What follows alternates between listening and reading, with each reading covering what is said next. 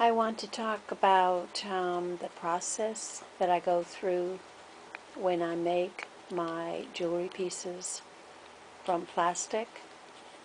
It actually starts off this way. I save plastic from various sources. Some of them are milk jugs that I paint. Some of them are pop bottle plastic that I paint. And also I use plastic that actually turns into cornstarch, which is an interesting process because when you heat the plastic, it melts and it changes into another form. So it makes it very a wonderful material to make jewelry. I begin by painting the pieces, just random colors. I layer it. Sometimes I actually layer it with different colors, and sometimes I even put designs on them. This actually may be a new technique that I'm going to do, which is going to incorporate collage into the jewelry, and I'm going to be collaging right on the surface of the plastic. So this is going to be a new technique that I work with to create my plastic. So anyway, this is my material of which I use. I look at it as art material, just like any other kind of art material. I look at it as found material that is readily available to us. And because it's recyclable, it's wonderful to use and make a statement for Create for the Earth. So, after I paint the material, after I paint the plastic, I start creating my jewelry pieces. And each one of these are individual, and I incorporate all kinds of found objects and collage material in my jewelry. And I love the idea of making it look ancient. Things that you might find in a museum that an ancient culture, an ancient artist created at one time. And so you can see that I actually make jewelry that has this look of being very old, and you can't really tell what it is. And that's really what I like. I like the idea of the magical alchemy that occurs when you take plastic and transform it into something else. I think of this as something that maybe sometime in the future people will look at things that we create in plastic, and they will actually wonder what we did with, what we wore when we, like, why we wore the pieces that we wore. So I consider this very similar to when we look at things that people wore from a long time ago. We also question why they wore the pieces and what they were for, what ritual they used them for. So I kind of think of this as a modern technology transformed into ancient earth art. And so that's why I'm doing this.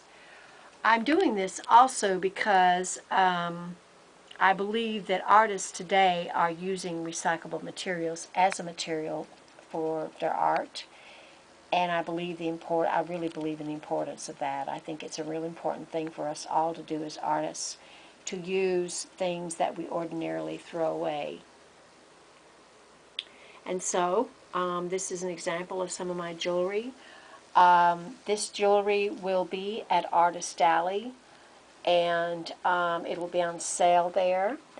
It will also be showcased at Specialty Market Cafe on Broad in Southern Pines, and you can see my jewelry. I will also be continuing to work on my pieces and can custom make a jewelry piece from things that you bring in. I will incorporate that into the plastic. And I can also take a piece of jewelry that you bring in for me to work on and create a piece of jewelry special, just really special for you. But will also be another way of making a statement for the earth. And you can wear these pieces yourself if you want.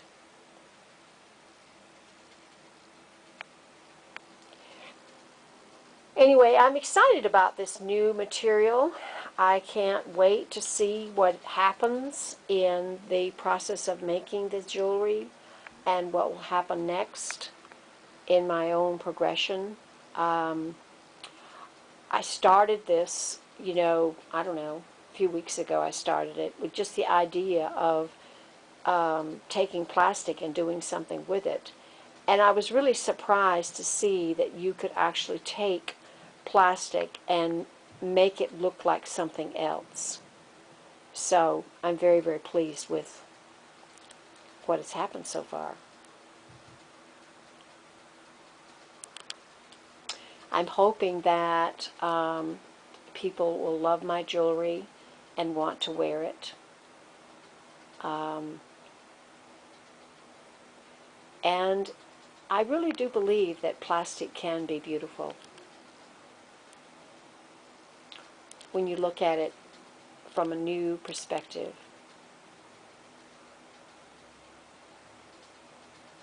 Okay, this is an example of some of the things that I'm working on for my jewelry. Again, I'm using the plastic and altering the pieces with various techniques. Some of these are stamped with acrylic gel using a spiral stamp. Some of these are stamped with ink. Some of them are collaged using layers of paper and various different things. I'm also using a technique where you alter magazine images, and I'm using magazine images and Citrusol to alter the images. I'm planning to put some of these images onto the collage pieces.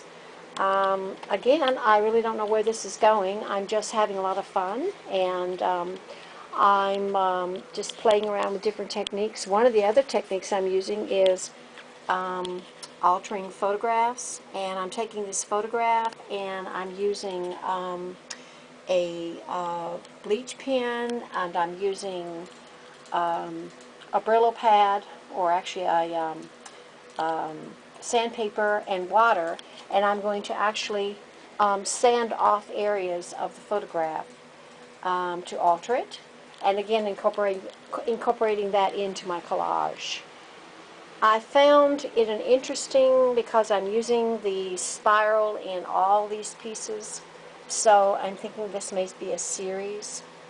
I might do a collaged pendant or earrings. Again, I'm not real sure, but I'm having fun, and I'll be back with this process later on. Thanks for watching my video. Lost sometimes from what we're actually born with, which is this knowing that we know what's right for us, and when we know that our reality might not be the same as someone else's reality. And so I think practices that help you tap into who you really are, really listening to yourself, like journaling and making stuff with your hands. It's not connected to outcome at all, but just the process of doing it, really getting into the self. And the more you connect to the self, the more you can connect to that divinity in other people. I love when you describe it. It feels so, in a way, so totally unintimidating because it's already there. Right. You know, it's already speaking to you.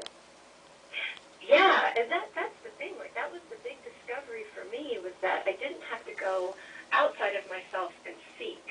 I could just get quiet and listen because it's there. I love that. What a simple practice. Just get quiet and listen. Yeah. Yeah. What's been the, was that a yeah, like, well, it sounds simple, but not really that easy. Kind of a yeah. Well, I think it's kind of tricky because it actually is simple, but we make it feels like it's harder than it really is. It sounds so hard, but the truth is that it's really basic. It's really simple. What changed for you when you started to grow in your awareness of that?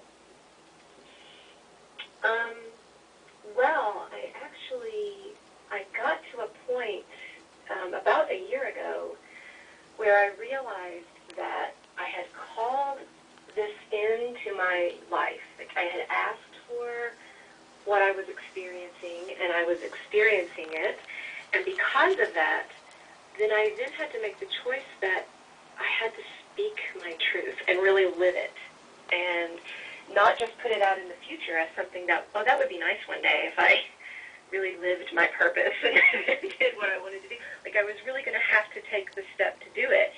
And that was scary because it meant kind of coming out of the closet. I mean, really being who I am all the time and talking about what I know and talking about what I do and letting the other people in life know that that was a reality. And so that was the big shift for me, was once I started to trust myself and my inner guidance, then I had to really be myself. And prior to that, I think it was... Well, this is actually what I was doing when I was listening to Creative Living in the last podcast. And in fact, I was working on the plastic and getting that prepared for my jewelry pieces. So I wanted to do this podcast to show the process that I was working on, and the creative inspiration, and ideas that I had from the beginning to the end. The beginning was wanting to do something with the plastic. I really was concerned when I heard this one podcast where these two artists were talking about how they were gathering the plastic up and creating art from the material. I really thought it was a wonderful idea, so I decided to do something myself. Now, I didn't really know what I was going to do, but as the person that was just talking a little bit ago about intuition, I tune into my own intuition and I trust my intuition and what it tells me to do. So I began to simply collect the plastic, paint the plastic, cut the plastic into pieces, and really believe that I was going to do something wonderful with the plastic that I was actually creating or getting ready. And so one day I was working in my studio and I started using the heat gun and using different forms of just really using the plastic like a material. And I just discovered that you can heat the material, you can heat the plastic, and it literally melts into another form. And so when I found that out, I then knew what I was going to do. I believe that an artist actually works through a process, and it's important that she trust her own process, even when, even when I don't know where I'm going with it. I know that I can trust my process. I've learned this through time and through experimenting and exploring. I also am an artist that really believes that it's important to constantly explore and experiment with art and material, and also to really, you know, take time to experiment with material and make sure that, you know, that you're constantly tuning in to that creative intuition in your work. And as you can see, a lot of my work is done with recycled materials.